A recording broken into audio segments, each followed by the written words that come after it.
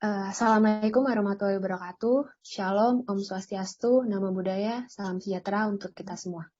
Kepada yang terhormat Ibu Dr. Natasha Yunita Sugiastuti, SHMH, selaku dosen mata kuliah Hukum, Perikatan kelas A1 Universitas Trisakti. Sebelumnya, izinkan untuk memperkenalkan diri kami dari kelompok Hukum Perikatan yang terdiri dari Rama dan Bill Herianto dengan NIM 010002100048. Yang kedua, Erlinawati dengan NIM 010002100523. Dan saya sendiri, Alma Septiara dengan NIM 010021000512. Next. Berikut ini merupakan topik-topik yang akan kami bahas pada presentasi ini, antara lain, yang pertama adalah latar belakang, lalu yang kedua ada para pihak dalam perkara, kemudian ada isi gugatan, dasar gugatan, analisis perkara, aspek hukum perikatan, putusan dan pertimbangan hakim, dan yang terakhir kesimpulan. Next. Oke, selanjutnya akan dibacakan oleh teman saya, Erlinawati. Silakan. Baik. Latar belakangnya yaitu negara Indonesia adalah negara hukum, oleh karenanya di dalam dunia hukum, setiap perkataan atau perbuatan orang atau person berarti menjadi pendukung hak dan kewajiban yang juga disebut subjek hukum. Tidak hanya orang atau person yang dapat disebut sebagai subjek hukum, termasuk di dalamnya adalah badan hukum. Dengan demikian, boleh dikatakan bahwa setiap manusia, baik warga negara maupun orang asing adalah pembawa hak yang mempunyai hak dan kewajiban untuk melakukan perbuatan hukum, termasuk melakukan perjanjian dengan pihak lain. Setiap orang atau subjek hukum mempunyai kecakapan hukum untuk melakukan perbuatan hukum seperti melakukan perjanjian. Berdasarkan pasal 1320 KUH Perdata, menentukan adanya 4 syarat sah suatu perjanjian, yaitu yang pertama, adanya kata sepakat bagi mereka yang mengikatkan dirinya. Yang kedua, kecakapan para pihak untuk membuat suatu perikatan. Yang ketiga, suatu hal tertentu. Dan keempat, suatu sebab atau klausa yang halal. Persyaratan tersebut di atas berkenan baik mengenai subjek maupun objek perjanjian. Selain itu, dalam kitab Undang-Undang Hukum Perdata, perjanjian juga dikenal dengan istilah persetujuan. Definisi dari perjanjian yang diatur dalam pasal 1313 KUH Perdata yang berbunyi, suatu persetujuan adalah suatu perbuatan yang terjadi antara satu orang atau lebih mengikatkan dirinya terhadap orang lain atau lebih. Tujuan pembahasan ini yaitu untuk menganalisa suatu masalah mengenai pembatalan perjanjian yang terjadi karena tidak memenuhi syarat subjektif perjanjian, serta penulis merasa permasalahan ini sering ditemukan dalam kehidupan masyarakat, baik terkait sahnya perjanjian dan juga pembagian waris dalam hukum perdata. Hal ini dikarenakan kurangnya pemahaman masyarakat terhadap pentingnya melakukan perjanjian tertulis. Selanjutnya adalah para pihak dalam perkara. Yang pertama, Nyonya Oi Linda Wirawan sebagai tergugat pertama, bertempat tinggal di Jalan Brijen Katamso, nomor 292 YK, Yogyakarta. Yang kedua adalah Oi Kwesomoh Widajdo sebagai penggugat, bertempat tinggal di Jalan Ngagel Jaya, nomor 35 Surabaya. Yang ketiga adalah Tuan Oi Enghwa sebagai tergugat kedua, bertempat tinggal di Jalan Kembang Jepun, nomor 39 Surabaya, dan sekarang bertempat tinggal di Jalan Jimerto, nomor 55 atau BKR Pelajar 55 Surabaya. Yang keempat adalah Nona Sofia sebagai tergugat ketiga, bertempat tinggal di Jalan Kopral Daud 6655 F-2255 Palembang. Yang kelima adalah Nivia Wijaya sebagai tergugat yang keempat, bertempat tinggal di Jalan Brijen Katamso, nomor 284 YK Yogyakarta. Yang keenam adalah Oe Soeping atau Mariani Wirawan sebagai tergugat kelima, bertempat tinggal di Jalan Wisma, Permai Barat 3 Blok OOO nomor 28 Surabaya. Yang ketujuh adalah Supin Wirawan sebagai tergugat ke-6, bertempat tinggal di Jalan Ngagel Jaya nomor 35 Surabaya dan sekarang bertempat tinggal di Jalan Brigjen Katamso nomor 284 YK Yogyakarta. Yang ke-8 adalah Agensi Yvonne Hadiwinoto SH selaku notaris di Surabaya berkantor di Jalan Jembatan Merah nomor 10 atau Pojok Surabaya. Isi gugatan. Berdasarkan pada uraian dan fakta yang bersangkutan, dalam perjanjian kesepakatan warisan yang dibuat oleh pihak terkait dilakukan secara tidak sah karena terdapat pihak yang tidak cakap atau sakit jiwa dan membuat perjanjian palsu yang dapat membatalkan perjanjian. Oleh sebab itu, dengan berat hati dan terpaksa penggugat mengajukan gugatan perbuatan melawan hukum terhadap para tergugat di hadapan Pengadilan Negeri Surabaya. Yang pertama, untuk mengabulkan gugatan penggugat untuk seluruhnya. Yang kedua, menyatakan tergugat pertama sampai dengan ke-6 dan turut tergugat ke-7 telah melakukan perbuatan melawan hukum, menyatakan surat perjanjian kesepakatan pembagian waris tertanggal Surabaya 30 September 2005 bermaterai RP 6000 yang terdaftar dalam buku surat-surat di bawah tangan pada nomor 141 oleh Agnes Yvonne Hadwinoto SH selaku notaris di Surabaya tidak mempunyai kekuatan hukum yang berlaku. Yang ketiga, serta segala bentuk akta yang berkaitan dengan pembagian warisan dan hibah kepada para tergugat yang dibuat oleh Agnes Yvonne Hadiwinoto SH selaku notaris di Surabaya tidak mempunyai kekuatan hukum berlaku. Yang keempat, menghukum tergugat 7 untuk mematuhi isi putusan ini selanjutnya dan menghukum para tergugat atau tergugat pertama sampai dengan ke-6 dan turut tergugat ke-7 untuk membayar seluruh biaya yang timbul dalam perkara ini. Selanjutnya, yang menjadi dasar gugatan dalam kasus ini, terdapat suatu pelanggaran di mana tidak memenuhi syarat sah perjanjian yang dapat menimbulkan pembatalan perjanjian dikarenakan terdapat pihak yang tidak cakap atau sakit jiwa dan adanya perbuatan melawan hukum. Menurut pasal 1329 Kitab Undang-Undang Hukum Perdata, mengatakan bahwa pada asasnya setiap orang adalah cakap untuk membuat perjanjian, kecuali undang-undang menentukan lain. Orang yang tidak cakap adalah orang yang belum dewasa dan orang yang ditaruh dalam pengampuan yang terjadi karena gangguan jiwa, pemabuk, atau pemboros.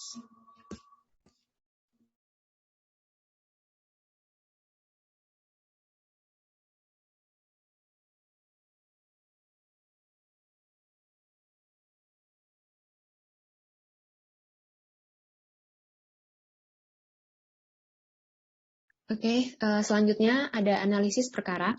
Berdasarkan analisis kasus dalam putusan nomor 1093-Kasasi-Perdata-2009, bahwa penggugat mengatakan tergugat 6 yang bernama Oi Supin atau Supin Wirawan mengidap penyakit jiwa dan sejak tahun 1985 sampai saat ini dirawat dalam perawatan Dr. W.F.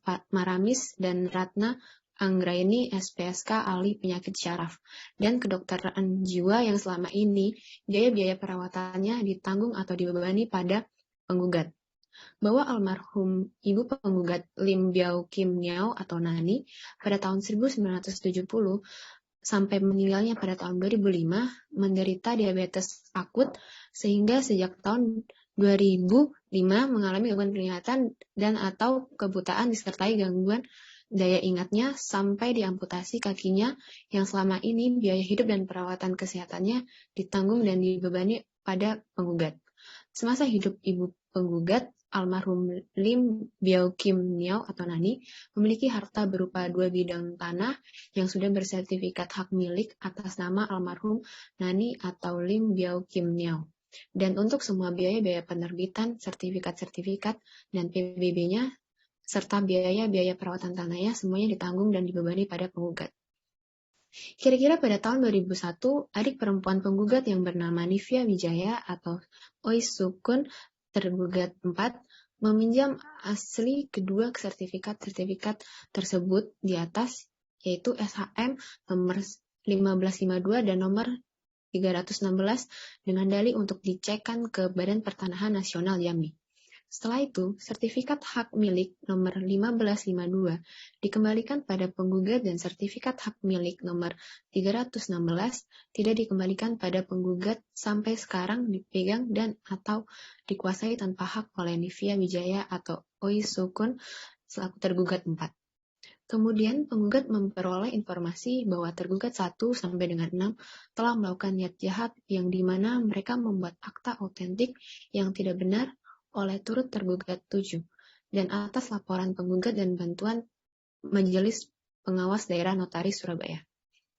Berdasarkan konsep hukum perikatan mengenai kebatalan perjanjian terbagi menjadi 2, yaitu perjanjian yang dibatalkan atau kebatalan relatif, dan perjanjian batal demi hukum atau kebatalan absolut.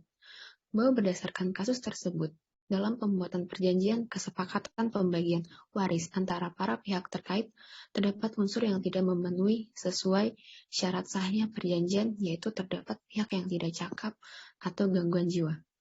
Kemudian dalam pembuatan akta hibah juga dilakukan secara tidak sah, di mana para tergugat dirasa melakukan tindakan kejahatan yang dapat menimbulkan perbuatan melawan hukum, dan akta-akta tersebut tidak memiliki kekuatan hukum tetap. Next. Selanjutnya ada aspek hukum perikatan. Pengertian perikatan dan perjanjian menurut doktrin subjekti dan kitab undang-undang hukum perdata. Yang pertama, pengertian perikatan menurut doktrin subjekti adalah suatu hubungan hukum antara dua orang atau lebih, di mana pihak yang satu berhak menuntut sesuatu hal dari pihak yang lain, dan pihak yang lain tersebut berkewajiban memenuhi tuntutan itu.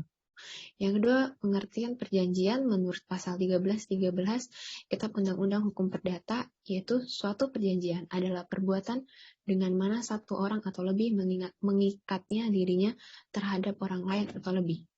Menurut doktrin subjekti, perjanjian adalah peristiwa atau perbuatan di mana seorang berjanji pada orang lain dan dua orang saling berjanji untuk melakukan perbuatan atau sesuatu hal tertentu. Next.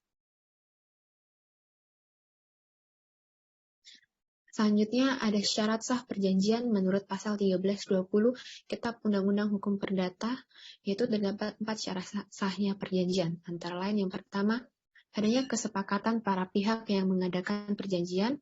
Yang kedua, kecakapan para pihak yang mengadakan perjanjian.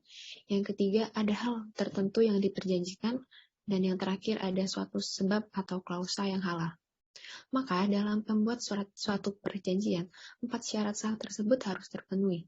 Jika dalam poin 1 dan 2 sebagai syarat subjektif tersebut tidak terpenuhi, dapat diminta pembatalan. Sedangkan jika poin 3 dan 4 sebagai syarat objektif tidak terpenuhi, maka batal demi hukum. Next. Putusan dan pertimbangan hukum pengadilan. Pertimbangan hakim pada Pengadilan Negeri Surabaya nomor 283-G-Perdata.G-2006 Pengadilan Negeri Surabaya tanggal 1 Maret 2007 yang amarnya berbunyi sebagai berikut. Yang pertama, menolak eksepsi para tergugat dan turut tergugat. Yang kedua, mengabulkan gugatan penggugat untuk sebagian. Yang ketiga, menyatakan tergugat 1 sampai dengan tergugat 6 dan turut tergugat 7 telah melakukan perbuatan melawan hukum.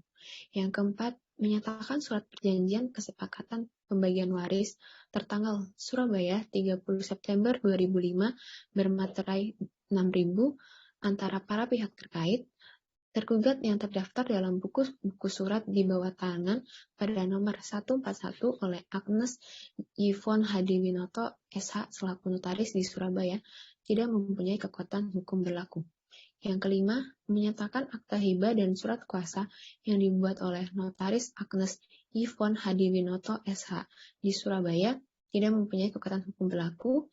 Yang keenam, menghukum turut tergugat 7 untuk mematuhi isi putusan ini. Yang ketujuh, menolak gugatan penggugat selain dan selebihnya.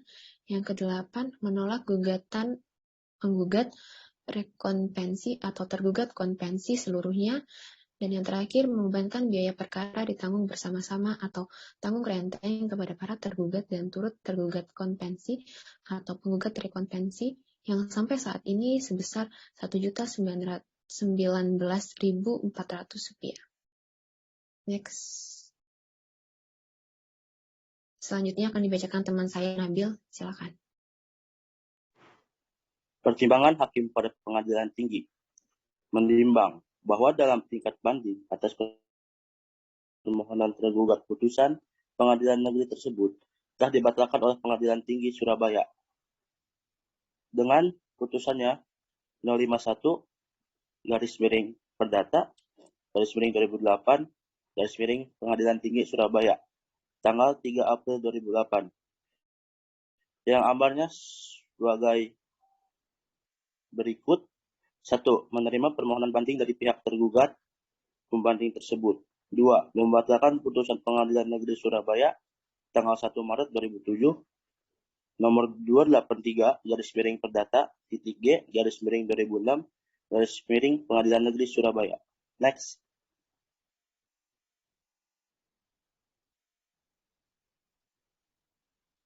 Pertimbangan hakim pada Mahkamah Agung. Mahkamah Agung berpendapat bahwa alasan kasasi permohon kasasi penggugat dapat dibenarkan. Iudex Facti atau Pengadilan Tinggi telah salah menerapkan hukum dengan pertimbangan dalam hal ini penggugat mengajukan gugatan perdata.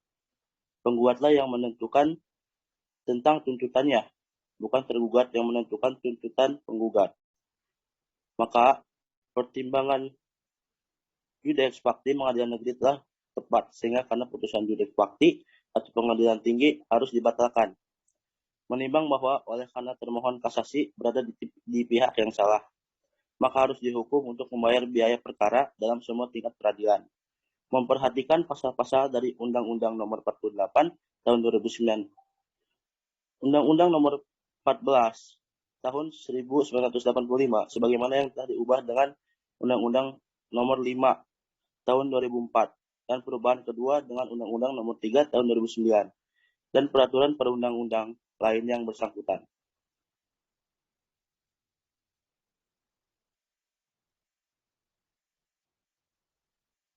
Putusan hakim pada Mahkamah Agung mengabulkan permohonan kasasi dari pemohon kasasi Koesomo Widakdo tersebut. 2. Membatalkan putusan Pengadilan Tinggi Surabaya nomor 51 garis miring Perdata garis miring 2008 garis miring Pengadilan Tinggi Surabaya tanggal 3 April 2008 yang membatalkan putusan Pengadilan Negeri Surabaya nomor 283 garis miring Perdata titik G garis miring 2006 garis miring Pengadilan Negeri Surabaya tanggal 1 Maret 2007. 3. Menolak eksepsi dari para tergugat dan turut tergugat. 4. Mengabulkan gugatan penggugat untuk sebagian. 5.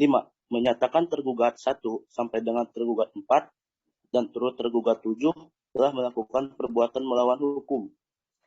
6.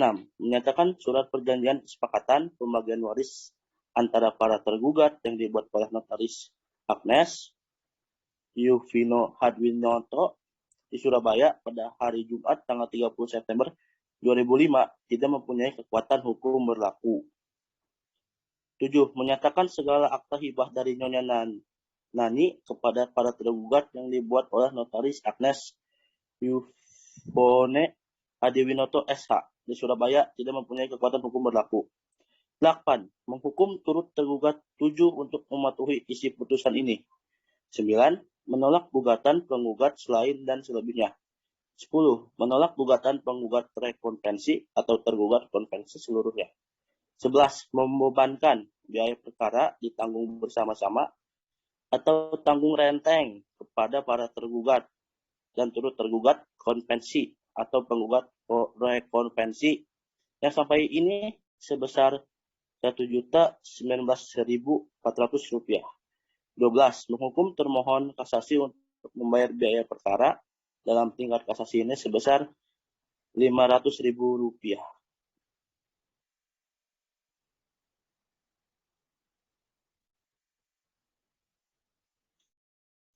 Kesimpulan. Berdasarkan hasil penelitian dan pembahasan yang telah dijelaskan di atas, maka penulis menyimpulkan beberapa hal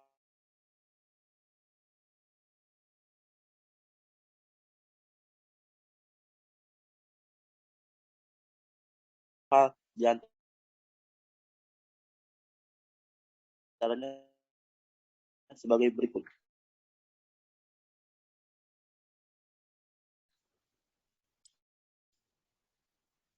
Dan Mahkamah Agung nomor 1093 2009 dinilai dari aspek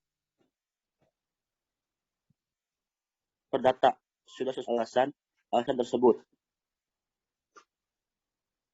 Mahkamah Agung berpendapat pada alasan-alasan kasasi, permohonan kasasi atau penggugat dalam dibenarkan Judeks Fadli Pengadilan Tinggi telah salah menerapkan hukum dengan pertimbangan dalam hal penggugat mengajukan gugatan perdata. Penggugatlah yang menentukan tentang tuntutannya, bukan tergugat yang menentukan tuntutan penggugat. Maka dalam perkara akui sekalipun, gugatan perbuatan melawan hukum dan atau pembatalan perjanjian tidak meminta ganti kerugian, tidak menjadi alasan untuk menyatakan gugatan tidak dapat diterima. Kedua, keputusan Mahkamah Agung nomor 1093 kasasi _perdata _2009 dinilai dari unsur keadilan. Putusan ini telah memenuhi asas keadilan hukum. Selain keadilan, putusan ini juga sudah berusaha memberikan kepastian hukum bagi pihak-pihak yang berkait dalam kasus tersebut. Ketiga, bahwa pertimbangan Mahkamah Agung yang mengabulkan permohonan kasasi dari pemohon kasasi Kuesomo Widagdo dikabulkan sebagian dan dalam konvensi serta rekonvensi membebankan biaya perkara ditanggung bersama tanggung renteng kepada para tergugat dan turut tergugat.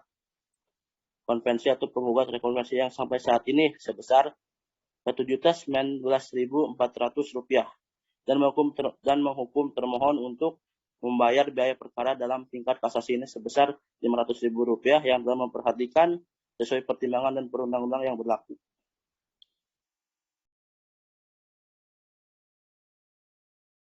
Baik, demikian akhir dari presentasi kelompok kami. Kami ucapkan terima kasih kepada Ibu Dr. Natasha Yunita Sugiestuti, SHMH, selaku dosen mata kuliah Hukum Perikatan atas bimbingan dan penjelasan materi selama perkuliahan. Dan juga saya selaku perwakilan kelompok mengucapkan terima kasih kepada seluruh anggota kelompok atas kerjasama dalam menyelesaikan tugas hukum perikatan ini. Semoga dengan adanya presentasi kami dapat menambah wawasan mengenai materi hukum perikatan, terutama dalam hal perjanjian. Kurang lebihnya mohon maaf. Sekali lagi kami ucapkan terima kasih. Wabillahi taufik walhidayah. Wassalamualaikum warahmatullahi wabarakatuh. Om Santi Santi Santi Om.